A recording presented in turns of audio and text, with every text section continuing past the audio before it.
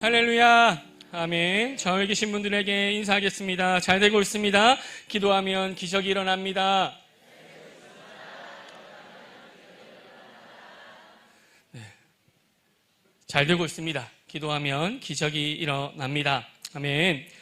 성도 여러분, 전가족 수련회를 통해서 큰 은혜와 쉼을 누리셨습니까? 아멘. 매번 느끼는 것이지만 배꼽이 빠질 듯한 은혜와 웃음이 가득한 우리 교회 수련회인 것 같습니다. 이번에 함께하지 못하셨던 분들은 내년에 꼭 함께 할 수 있었으면 좋겠습니다. 아멘. 정말 배꼽이 빠질 듯한 은혜와 웃음과 쉼이 있는 그런 곳입니다. 아멘. 와 보셔야 알 수 있습니다. 우리 담임 목사님께서는 지금 안식월 중에 계시고 이제 다음 주면 돌아오십니다. 그래서 목사님의 영광이 재충전되고 새롭게 될 수 있도록 계속해서 기도해 주시면 감사하겠습니다. 아멘. 오늘 본문의 말씀은 저 개인적으로는 인생의 큰 터닝포인트가 되었던 말씀입니다. 하나님을 깊고 뜨겁게 만나게 되는 말씀이면서 신앙생활의 출발을 알리는 말씀이라고도 할 수 있습니다.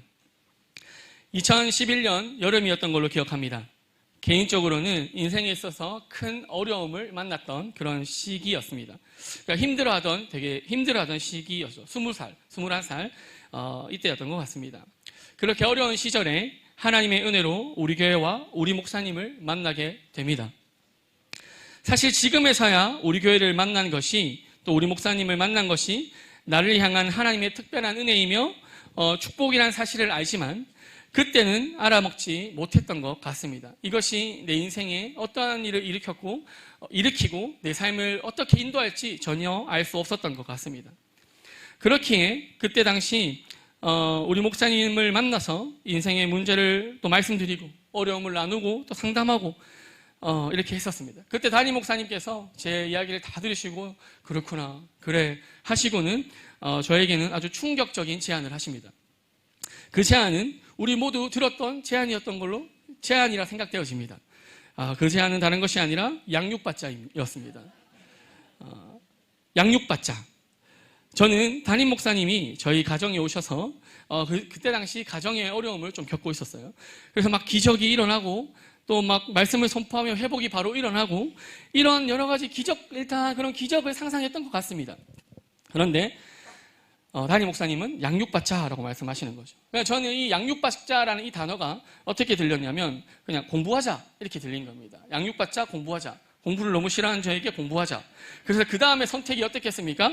어떤 선택을 했겠습니까? 제가 가지 말자 이렇게 선택을 하게 되는 거죠. 그래서 사실 바로 들었던 생각은 그때 이분 나한테 왜 이러지? 왜 공부하자고 하지? 공부하면 뭐가 달라지나? 이런 마음을 먹으면서 이제 마음으로는 포기를 한 거죠. 그러나 담임 목사님의 카리스마 그리고 또 그 카리스마에 약간 눌려서 조금 무섭기도 하고 그래서 그 주 예배를 갔습니다. 그리고 그 주 예배를 가고 그 뒤로는 예배의 자리에 저는 나타나지 않았고 셀리더 또 저를 그때 섬겼던 청년들의 연락도 받지 않았습니다. 그리고는 2주에서 3주 정도의 시간이 흘렀습니다. 그래서 제가 일을 열심히 하고 있는데 담임 목사님께서 전화가 오셨습니다. 그리고는 다짜고짜 말씀하십니다. 종현아, 그렇게 간절하고 힘들다고 이야기하더니 태도를 이렇게 하니? 간절한 사람답게 행동하거라. 그리고 전화를 끊으셨습니다. 제가 지금 굉장히 풀어서 이야기한 겁니다. 조금 더 강했습니다. 네. 상당히 무서웠습니다. 전화를 끊고는 정말로 너무 무서운 거예요. 그래서 바로 마음의 결단을 했죠. 교회로 바로 가리라. 그게 목요일 저녁이었던 걸로 기억하는데 금토가 얼마나 기다려지던지 그래서 바로 그 주 돌아오는 주일로 예배를 갔습니다. 그렇게 갔던 주일의 예배의 말씀이 바로 오늘 본문의 말씀입니다. 그리고 말씀의 제목은 도망자였습니다. 저를 저격하는 듯한 말씀. 하나님의 은혜와 사랑을 저격하는 듯한 하나님의 은혜와 사랑을 경험하는 예배였습니다. 하나님께서 폭포수와 같은 은혜를 제게 부어주셨습니다. 그때 이후로 제 신앙생활이 시작되었고 하나님이 저를 부르셨다는 사실을 깨닫게 되면서 부족하지만 목사님을 따르리라 하며 힘을 다해 신앙생활을 했던 것 같습니다. 오늘 예배를 드리는 모든 분들에게 그런 은혜가, 더 큰 은혜가, 하나님이 저격하는 듯한 그런 은혜가 임하게 될 줄 믿고 또 소망하며 기도합니다. 아멘. 여러분, 우리가 인생을 살다 보면 도망치고 싶고 피하고 싶은 순간들이 있습니다. 제가 이때 그랬습니다. 2011년 21살 되던 그 여름, 그 시간들이 저에게는 도망치고 싶고 피하고 싶고 숨고 싶은 시간들이었습니다. 그런 순간들이었습니다. 왜 그렇게 도망가고 싶고 숨고 싶었을까요? 문제가 있었겠죠. 그리고 여러 가지 어려움 속에 찾아오고 밀려오는 죄책감들이 있었겠죠. 그리고 두려움이 있었겠죠. 이러한 감정들과 상황들이 나에게 몰아쳐올 때 피하고 싶고 도망치고 싶은 것입니다. 그래서 하나님을 믿으면서 신앙생활을 하면서 예수를 믿으면서도 이렇게 도망치고 싶을 때가 있다라는 것입니다. 인생을 살아가다 보면 도망치고 싶은 순간들이 찾아옵니다. 오늘 예배는 어떻습니까? 도망치려고 하다가 오신 분들 계시지 않습니까? 아니면 반대로 예배의 자리로, 교회로 도망오신 분들이 계십니까? 예배의 자리로 도망오시고 교회로 도망오셨습니까? 은혜입니다. 아주 잘 하셨습니다. 하나님이 특별히 사랑하셔서 오늘 이 자리로, 오늘 이곳으로 부르신 줄로 믿습니다. 오늘 말씀 속 베드로도 그랬습니다. 그는 예수님을 3번이나 부인하고 결국 자신을 부끄러워하며 고향 갈릴리로 도망가 버렸습니다. 그러나 우리 주님은 실패자라 여기며 낙심한 베드로를 그냥 내버려 두지 않으셨습니다. 주님은 도망자 베드로를 끝까지 사랑하시고 그 사랑으로 다시 세워주셨습니다. 오늘 우리도 이 말씀 안에서 다시 새로워지는 은혜가 있기를, 그 은혜를 누리기를 원합니다. 상황 속에서, 환경 속에서 분주복잡한 마음을 내려놓고 주의 음성에 귀를 기울이면 새롭게 하시고 세워주시는 하나님의 은혜가 여러분들에게 임할 줄로 믿습니다. 오늘 본문은 이렇게 시작합니다. 그 후 예수께서 디베랴 바닷가에서 또 제자들에게 자기를 나타내셨으니 이렇게 이야기하고 있습니다. 여기서 그 후라는 말은 예수님의 부활 이후의 사건을 가리킵니다. 이미 예수님은 여러 차례 제자들에게 나타나셨습니다. 그럼에도 불구하고 제자들의 마음은, 베드로의 마음은 여전히 혼란스러웠고 특히 베드로가 그랬습니다. 복잡했어요. 혼란스러웠어요. 왜 그랬을까요? 왜 특별히 베드로가 더 그랬을까요? 왜 혼란스럽고 마음이 복잡하고 힘들었을까요? 베드로가 바로 예수님을 가장 가까이에서 따랐던 제자였기 때문에 그렇습니다. 베드로가 한 고백이 생각나십니까? 아십니까? 주님을 위해서라면 죽을 수도 있다고 장담했던 사람이 누구입니까? 베드로입니다. 고백이 대단했던 사람이죠. 베드로의 성격 잘 아시죠? 죽으면 죽으리라, 진짜 죽겠다 하는 그런 베드로의 성격 잘 알고 계시지 않습니까? 그러나 베드로는 그렇게 장담하며 외치고 주님을 따랐던 이 베드로는 주님이 붙잡히시던 밤 3번이나 주님을 부인했습니다. 뭐라고 부인합니까? 나는 그 사람을 알지도 못하노라 하며 부인합니다. 자신의 한 말을 기억하는 것이죠. 그러니 자신의 한 말이 기억이 나는 이 베드로는 이 베드로의 마음은 어떻겠습니까? 마음이 무너졌을 것입니다. 마음이 휴지 조각처럼 산산조각이 났을 것이에요. 찢겨지고 뜯겨졌을 것입니다. 그래서 베드로는 더 이상 예루살렘에 머물 수가 없었습니다.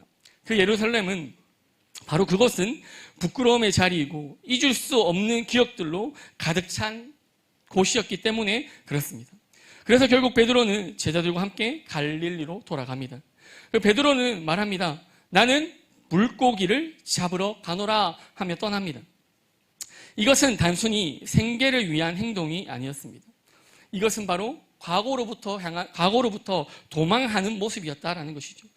베드로는 주님을 부인한 죄책감 때문에 자신이 더 이상 제자가 될 수 없다라고 생각했습니다. 자신이 더 이상 제자가 될 수 없다라고 생각한 것입니다. 그래서 그는 주님이 부르셨던 갈릴리 어부의 자리로 돌아가 버린 것입니다. 마치 아무 일이 없었던 것처럼, 마치 제자가 아니었던 것처럼 돌아가고 싶었던 것입니다. 아무것도 없이 흰색 도화지가 된 것처럼 모든 것을 기억을 지우고 싶었던 것입니다. 여러분, 이것이 바로 현재 오늘 말씀을 대하고 있는 베드로의 모습입니다.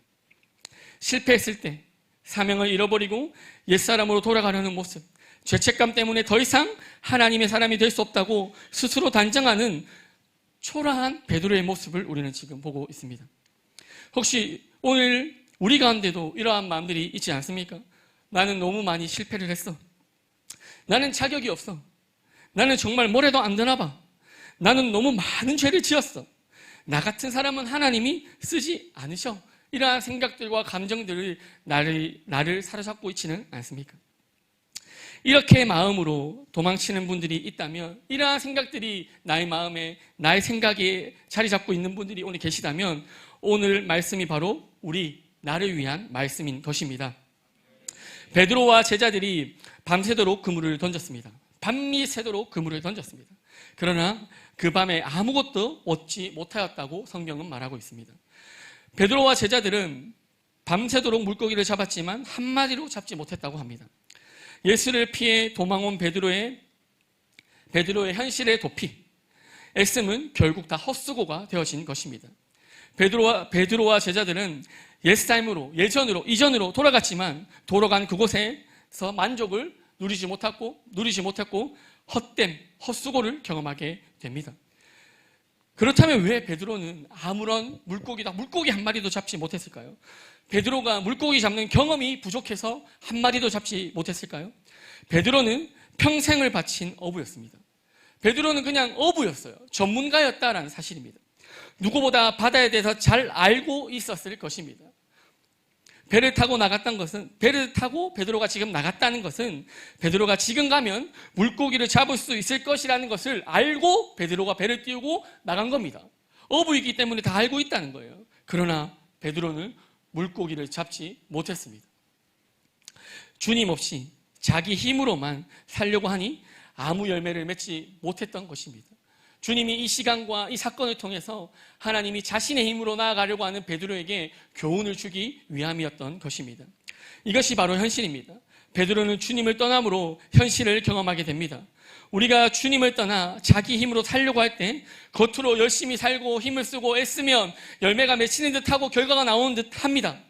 그러나 그 끝에 결국 남는 것은 주님이 없는 인생의 결국은 허무와 공허라는 사실을 우리는 기억해야 합니다. 혹시 여러분도 이러한 경험 있지 않습니까? 열심히 노력했는데 허무만 남고, 돈을 열심히 벌었는데 마음이 여전히 공허하고, 성공을 하는 듯 했는데 무너지고 만족이 없다, 만족이 없는 그런 느낌, 그런 경험들이 있지 않으십니까? 아직 성공이라는 단어랑 거리가 멋입니까? 예수를 믿는다는 것, 이미 성공한 인생입니다. 아멘. 주님 없이 살아가는 인생은 결국 빈 그물과 같다라는 사실을 오늘 본문이 보여주고 있습니다. 여러분, 주님이 없이 살아가는 인생은 빈 그물과 같습니다. 주님이 오늘 말씀하시고 하시는 것도 이와 마찬가지입니다. 주님이 없는 인생은 빈 그물이라는 사실을 말씀을 통해서 우리에게 강조하시며 알려주시려는 것입니다. 성도 여러분, 평생 힘을 다해 살아왔는데, 평생 애썼는데 인생에 남는 것이 없다면, 빈 그물이라면, 내 인생에 남는 것이 빈 그물이라면 얼마나 허무하겠습니까? 성도 여러분, 우리는 주님을 만난 사람입니다. 우리는 주님을 만나서 은혜를 경험한 사람들입니다. 은혜가 무엇인지 아는 사람들입니다. 그렇게 우리는 주님의 은혜 밖에서는 참된 기쁨도, 참된 만족도, 참된 평안도 누릴 수 없는 것입니다. 이렇게 허탕치고 허무에 빠져있는 제자들에게 예수님은 찾아오십니다. 4절 말씀을 다 같이 한번 읽어보도록 하겠습니다. 4절 말씀 다 같이 시작.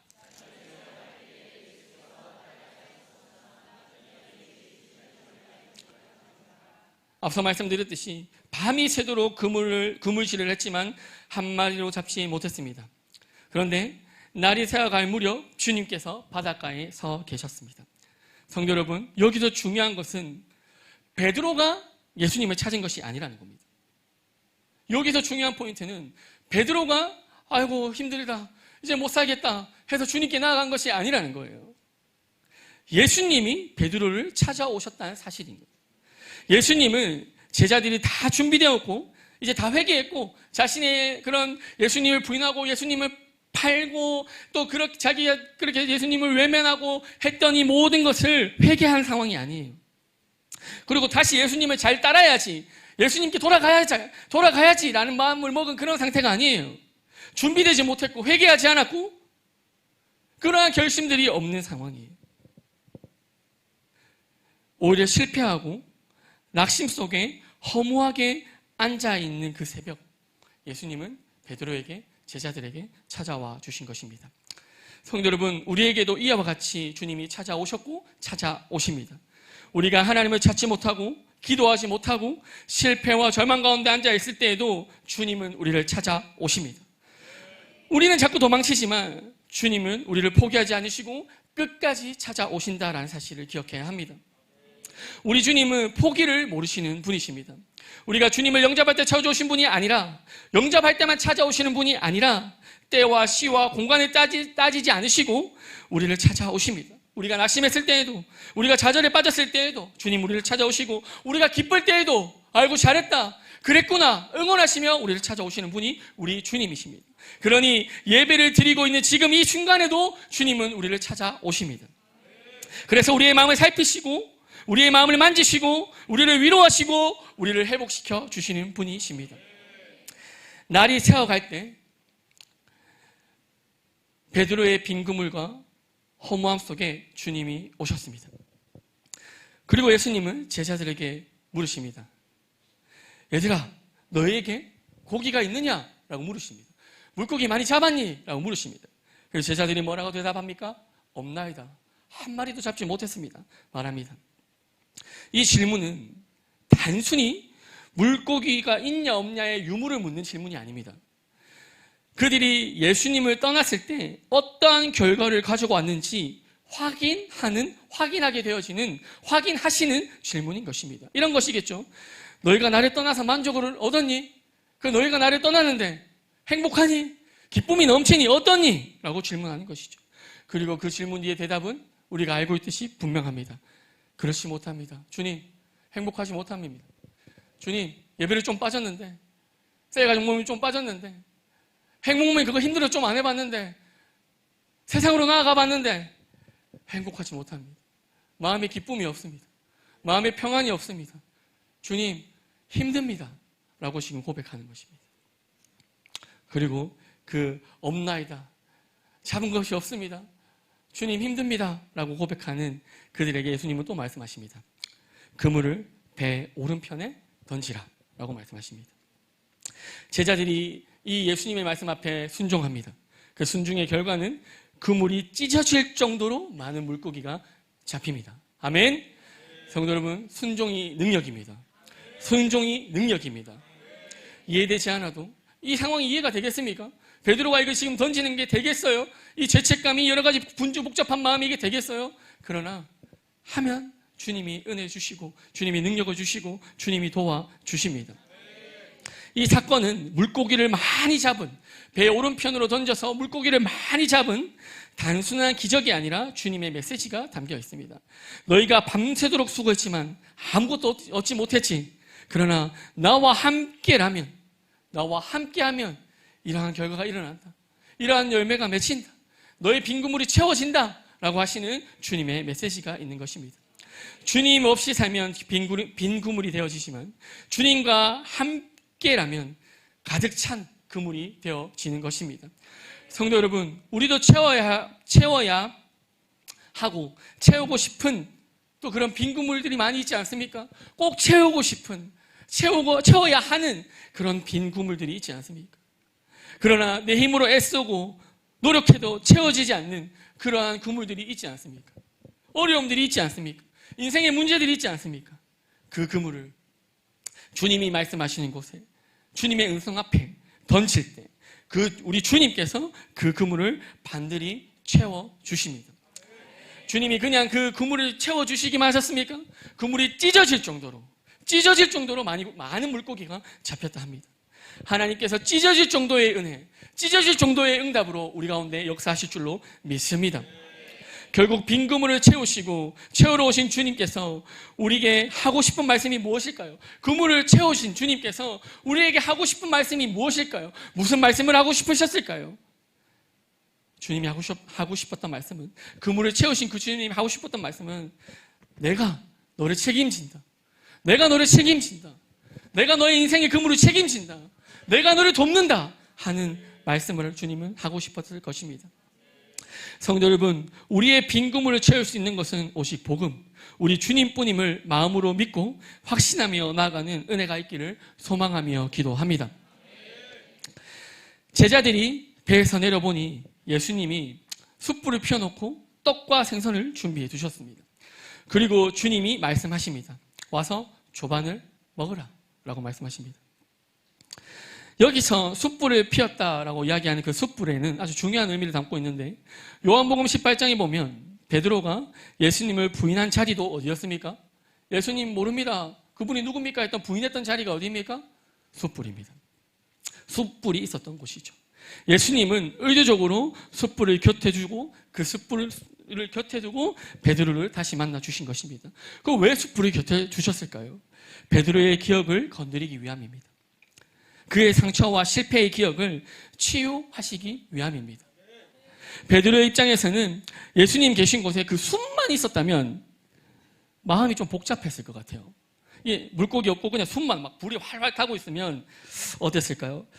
예수님께서 십자가에 달리기 전에 내가 주님을 부인하고 멀리서 숯 이렇게 쬐면서 보고 있었는데, 그 고통을 내가 보고 있었는데 주님 그 숯만 있으면 어떤 마음이 어떤 생각이 들었겠어요?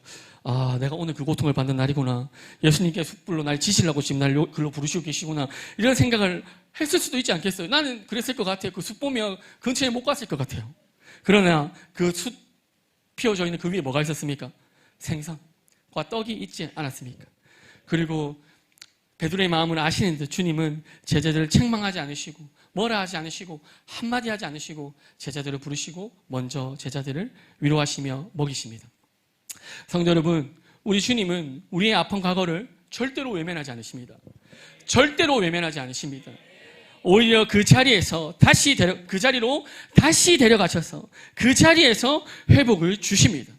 우리가 피하고 싶은 그 자리에서 주님은 우리를 다시 세워주신다라는 사실입니다. 제가 이전에 이런 경험이 있습니다. 초등학생 때입니다. 초등학생 한 4학년 이랬던 것 같아요. 저희가 이번에 이제 정교연 수련회를 다녀온 곳이 황석산 청소년 수련원입니다. 그곳은 이제 거창이라는 곳이랑 가까운 곳이죠. 제가 거창에서 살았고 거창에서 이제 초등학생 시절을 보냈거든요. 시골이죠, 거창.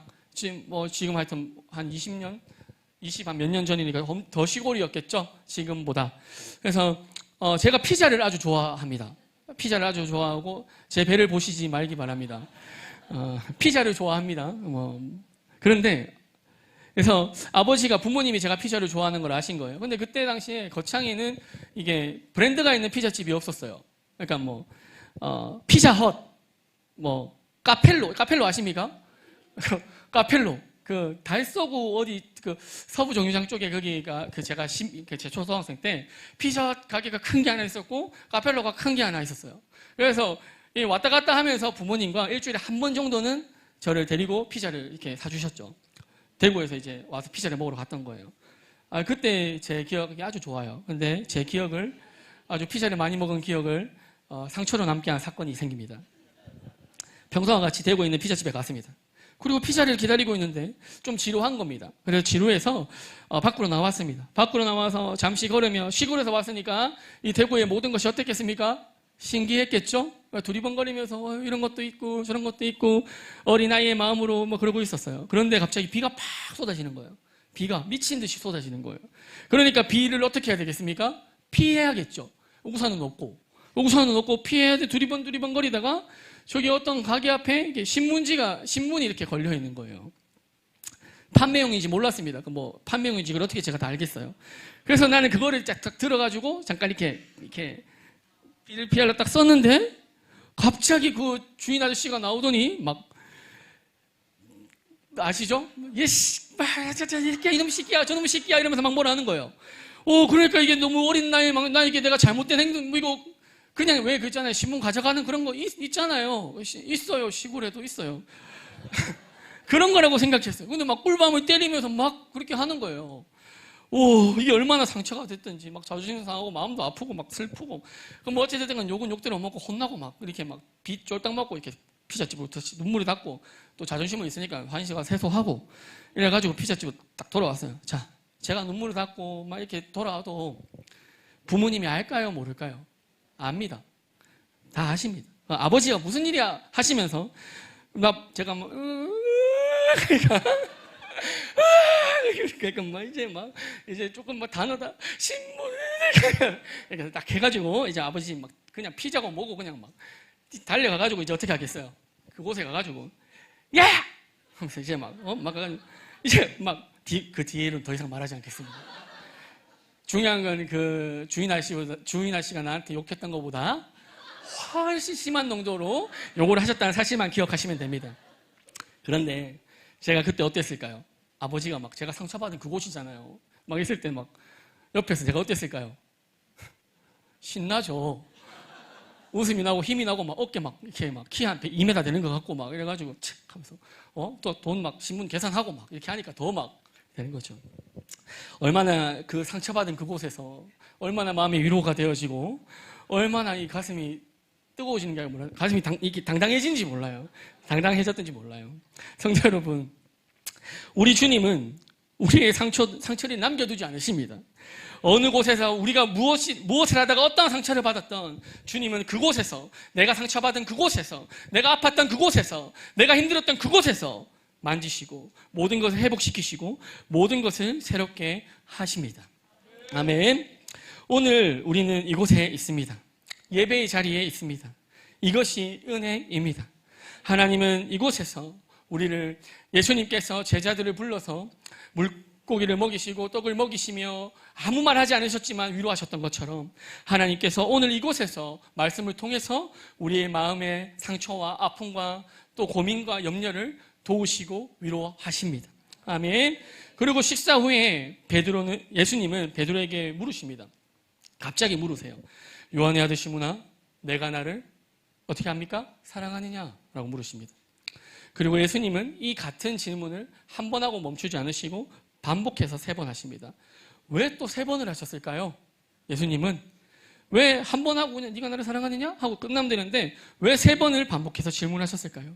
베드로가 예수님을 3번 부인했기 때문입니다. 주님은 또 굳이 이게 약간 징계 같아요. 굳이 야, 너 내가 배신했지? 야, 너 그랬지? 라고 말씀하진 않으시지만 계속 물으시는 게 뭔가 좀 징계 같아요. 주님은 또 베드로의 실패를 또 그 부끄러움을 또 짚어내십니다. 예수님은 굳이 왜 또 상처를 덮을만 하면 또 드러내시고 덮을만 하면 또 드러내셔서 또 왜 이 상처를 건드리시는 걸까요? 덮어두고 싶은 부끄러운 기억을 왜 다시 불러내시는 걸까요? 이유는 단 하나입니다. 우리를 또 베드로를 완전히 깨끗하게 치유하시기 위해서 상처를 드러내시는 것입니다. 상처를 덮어둔 상처는 고쳐지지 않지만 드러낸 상처는 주님의 손길로 완전히 회복되어지는 것입니다. 상처를 드러내면 회복이 되어집니다. 치료할 수 있습니다. 그러나 상처를 덮어놓으면 치유되지 않고 회복되지 않습니다. 곪습니다. 그러나 내 상처를 드러내면 주님이 도우시는 거예요. 주님의 손길이 임하는 거예요. 베드로의 마음은 아팠을 것입니다. 15절에서 내가 이 사람들보다 나를 더 사랑하느냐 물으셨을 때 베드로는 분명 주저했을 거예요. 왜냐하면 그는 과거에 저들이 다 주를 버릴지라도 나는 주를 버리지 않겠나이다 하면서 고백했던 사람이거든요. 그러니 이 고백을 했던 이 베드로가 이 사람들보다 나를 더 사랑하느냐? 그리고 네가 나를 사랑하느냐? 라고 묻는 이 예수님의 질문 앞에 베드로가 어떻게 했어요? 부끄럽고 주저했겠죠. 이 베드로의 당찬 고백은, 이 장담은 무너졌습니다. 오늘 무너진 상태죠. 그래서 더 이상 베드로는 누군가와 비교할 자신이 없었을 것입니다. 그래서 달라진 베드로의 고백은, 이 솔직한 고백은 이러합니다. 베드로의 고백이 달라졌습니다. 15절 말씀 다 같이 한번 읽어보겠습니다. 15절 말씀 다 같이 시작. 그들이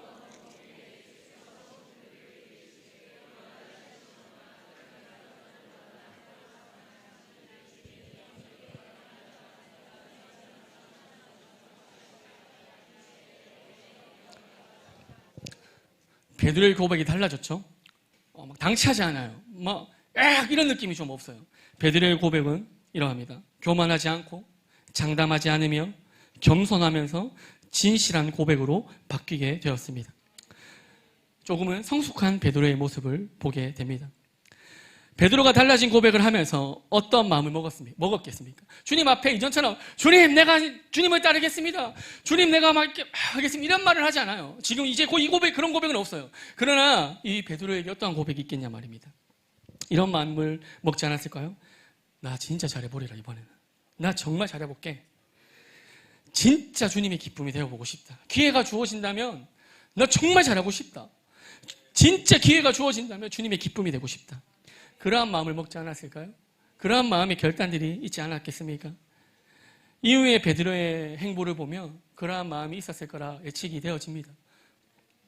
예수님은 베드로의 고백을 또 들으시고 이렇게 말씀하십니다.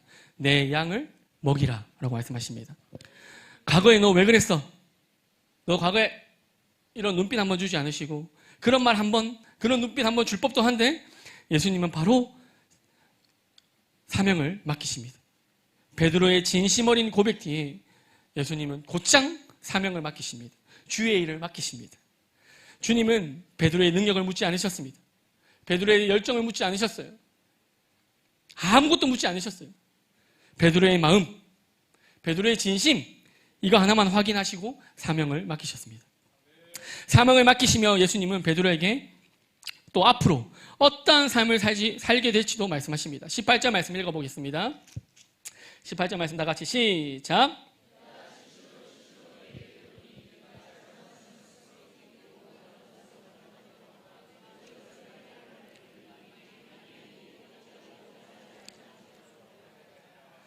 이 말씀은 베드로가 훗날 주님을 위해 순교할 것을 예언하신 것입니다.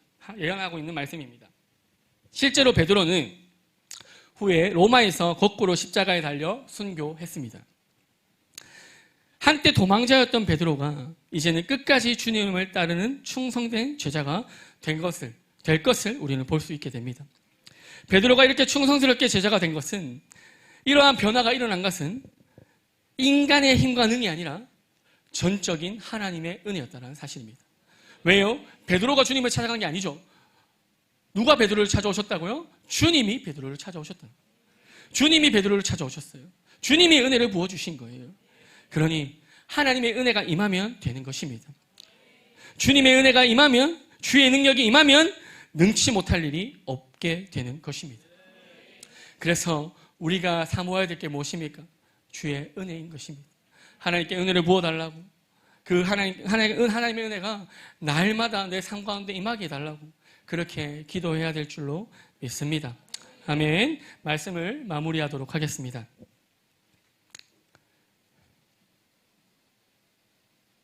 성도 여러분, 베드로는 분명히 실패했고 도망쳤습니다. 과거로. 어찌 보면 예수님이 없는 곳으로 도망갔습니다. 예수님이 없었던 곳으로 도망갔죠. 그래서 베드로는 예수님 없이 빈 그물만 던지는 인생이 되어질 뻔했습니다. 빈 그물만.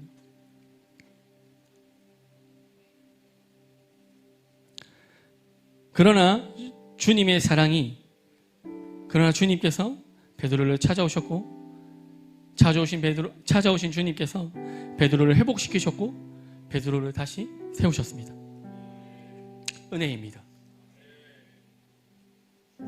이 은혜가 베드로에게만 임한 것이 아니라 예수를 믿고 있는 우리 모두에게 동일하게 임했다는 사실이 은혜인 것입니다.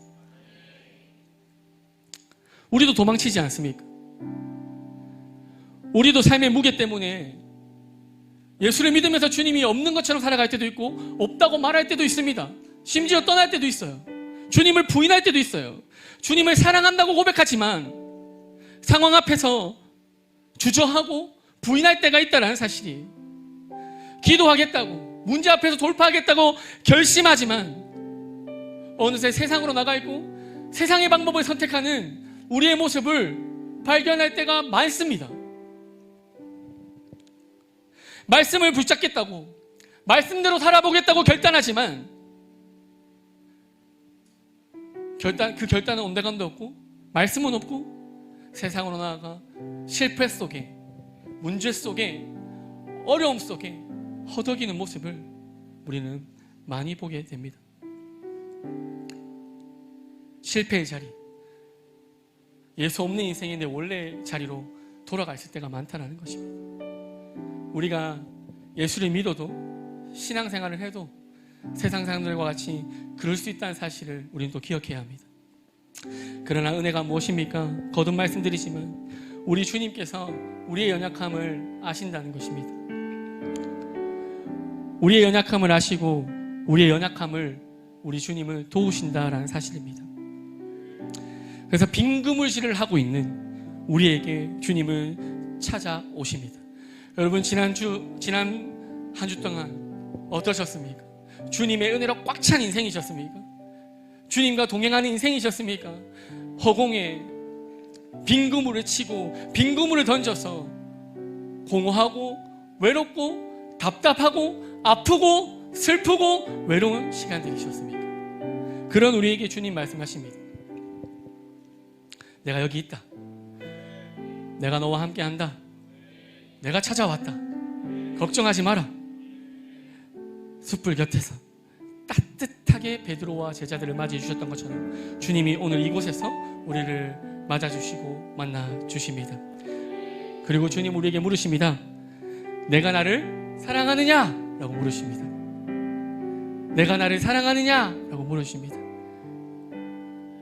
내 주님 사랑합니다 라고 고백할 수 있는 우리 모두 되어지기를 소망합니다. 성도 여러분, 세상은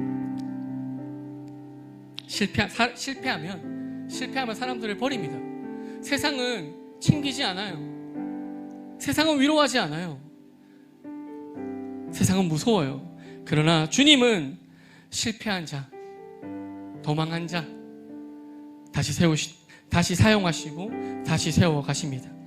언제나 주님은 기다리고 계시고 기대하시며 내가 주님을 사랑합니다 라는 그 고백, 진심 어린 고백, 요란하지 않아도 돼요. 주님을 따르겠습니다. 뭐 되게 요란하지 않아도 돼요. 베드로처럼 나 주님 앞에 설 낯이 없고 주님 앞에 설 자격이 없다고 느껴지는 그 순간에도 그 진심 어린 그 겸손한 마음으로 내가 주님을 사랑하는 줄을 주님이 아시나이다 고백하며 그 진심을 주님 앞에 드리면, 그 진심이 고백되어지면 기다리고 계셨던, 내 앞에 계셨던 주님께서 우리의 인생을 책임지시는 것입니다. 빈 그물을 들고 다니는 인생이 되는 것이 아니라 주님의 말씀 앞에 순종하여 꽉 차고 넘치는 인생이 모두 되어지기를 소망하며 기도합니다. 아멘.